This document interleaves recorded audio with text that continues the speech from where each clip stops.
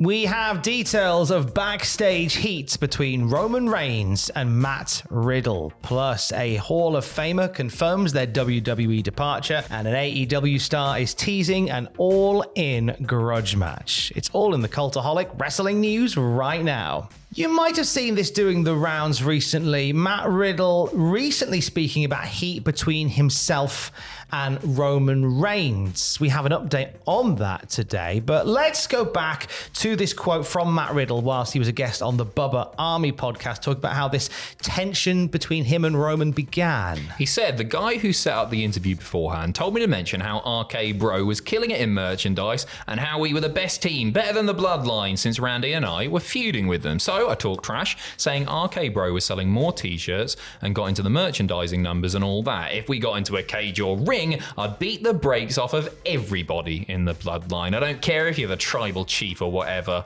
Roman was mad at me. Sent me a text message that what I did was unprofessional. I thought I should probably apologize, so I wrote an apology saying it was my bad. I was told to talk trash and I didn't mean to cross a line, but I could beat him up in real life. Good job, Riddle. I showed the text to Randy and he said, oh no, dude's not going to like that. You don't want to talk to him like that. Randy gave me a non-apology apology, which was very much a Randy apology. When I sent that to Roman, he got angry. I said, I'm sorry, bro. My bad, dude. It won't happen again. Randy was like, things happen. Hopefully we can work it out in the future. The next time I saw Roman was at a live event right when we were coming back from COVID. I said, what's up, Roman? He didn't say a word and walked by. It was awkward. As we were walking past each other, he didn't respond, but about 5 or 10 steps away, I heard him call me a bitch. Jeepers. I can imagine Randy sending this jokey text and then Randy going, oh no, send this instead. But by that point, Roman's already 20 feet in the air with him, isn't it? It's just, he's going to just, no, you're done now. Riddle's a nightmare. Riddle is a nightmare. I was so optimistic. When he was doing the indies, I thought, man, this is a guy who is cool. This is a guy who's going to get over with young people. And you know what? RK Bro did. There's just something very, very cool about Matt Riddle. But if reports are to be believed, the way he conducts himself backstage has not done him any favors at all. We got an update on this. Yeah, so on a new episode of The Wrestling Matt, it's hosted by former WWE presenter Matt Camp.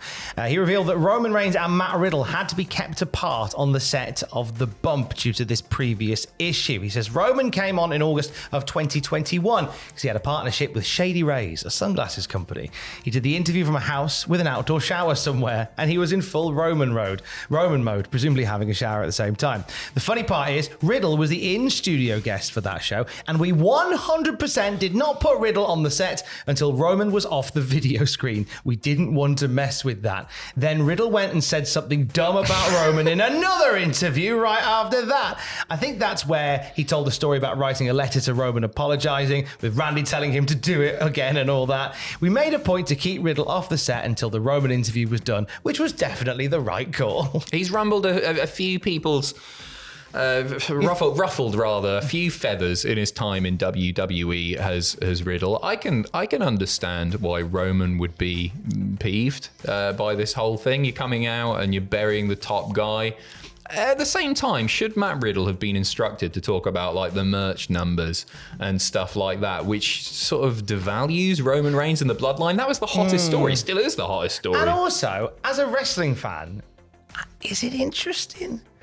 Genuinely, because I think there's this misconception that wrestling fans really love storylines around admin. Who's the general manager? Who's the commissioner? Who's selling the most t-shirts? Just want to watch people fight, I'll be honest. Well, I don't know. You could argue that in the past, when you inject reality into a situation, you blur the line, don't you, between reality and kayfabe, and you get people talking, and it's like, oh, is there real heat? There was in this case. Yeah. So I think it depends how you do it, but yeah, t-shirt sales.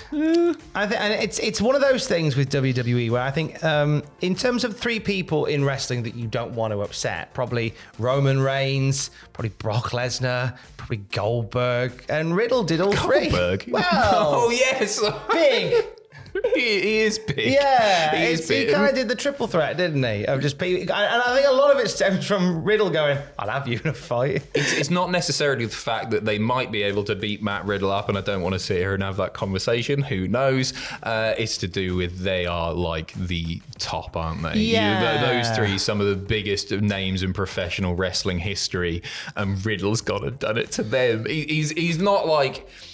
He's not pitting off Santos Escobar, is he? You're talking about, no disrespect, Santos, but you're talking about the creme de la creme here. Yeah, and he might take a shoeing physically and politically for moves like that, and clearly he has, because obviously Matt Riddle no longer in the company. It was related to something completely different, but he did upset a lot of people while he was there. Do you see Matt Riddle ever coming back? Do you know what? You never say never, and anything could happen to the World Wrestling Federation. Because you think of the upheaval that some people have had leaving WWE and still found their way back.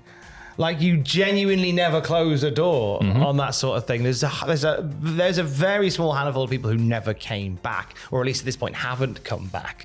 And everybody so I wouldn't be surprised. I really wouldn't. I think if there was a reason for it to, and it made sense business-wise for Riddle to come back. Yeah, I think that's it, isn't it? Purely on the way that Riddle has conducted himself since leaving WWE, he doesn't seem that bothered by the reasons that maybe he left the company. I think it's unlikely. I really did think, and I'm saying this in past tense, there was money in Riddle. I'm not so sure anymore. But he's very good. He's good in the ring. I enjoy watching his matches. Let's talk about two other departures from WWE. First being Hall of Famer Beth Phoenix. She spoke to Chris Van Vliet and confirmed reports about her current WWE status. She said, "I'm currently a free agent. I have a great relationship with WWE. I treasured my time there. There's other opportunities that have presented themselves. I feel the motivation right now to kind of explore what else is out there, and explore myself.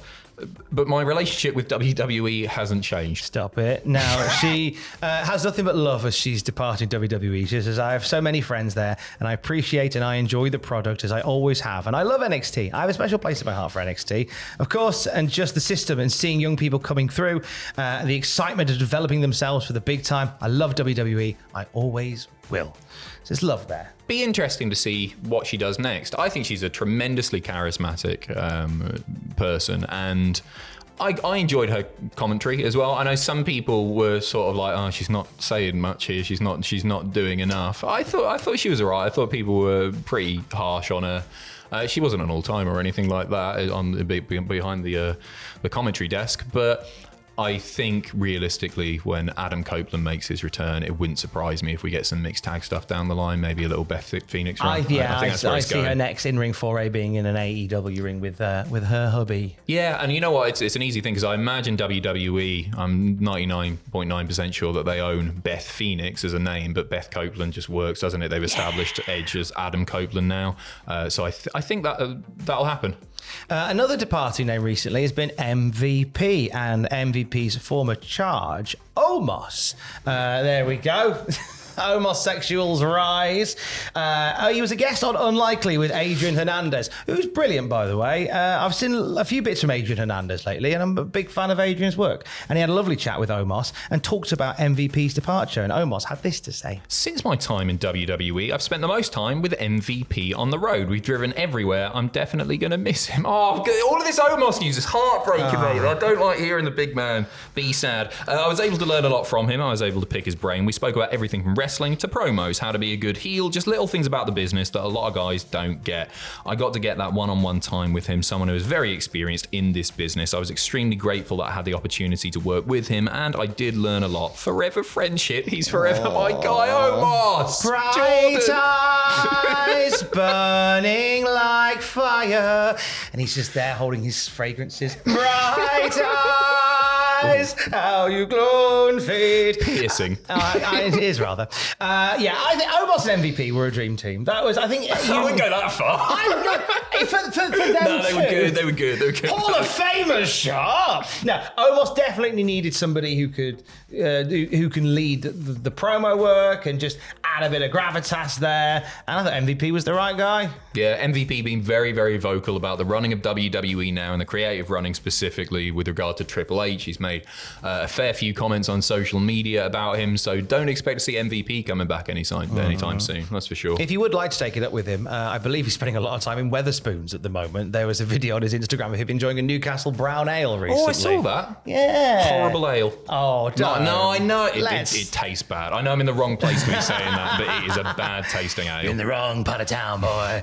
Let's head to AEW. All In is next weekend, and a match to the card has been teased. It was an AEW online exclusive in which Jeff Jarrett. I can leave, can't I? I can just go Jay! on. No, you got Jay! this. You got this. See you later. No, but I'll miss you. I'm almost. Bye, Omos. Jeff Jarrett addressed Hangman Page in an AEW online exclusive. Tell me more about it, Tom. Okay, I will, Adam. I could put you there. There you go. There's been tremendous amount of change in AEW over the last 36 days. I entered into the Owen Hart tournament, I had no idea what to expect. A ton of emotion that went through me. Lots of changes going around, but there's been one constant that's always been there. That's this family. Sanjay Dutt, Jay Lethal, my wife Karen, right by my side. When it's going into the tournament, whatever it's facing Bryan Danielson, didn't matter. Family was there. Next week, we're just days away from the biggest week of the year on the AEW calendar. So I don't care if it's Cardiff next Wednesday. I don't care if it's Wembley Stadium. Adam Page, you're in our crosshairs. Hey, Tony Khan, you coward! Book Jarrett versus Hangman Page at Wembley Stadium. Do it, you coward! Come on! Give Jeff his flowers! And then something else from the petrol station. Some charcoal briquettes, maybe. Welcome back. Thanks for watching. See you soon.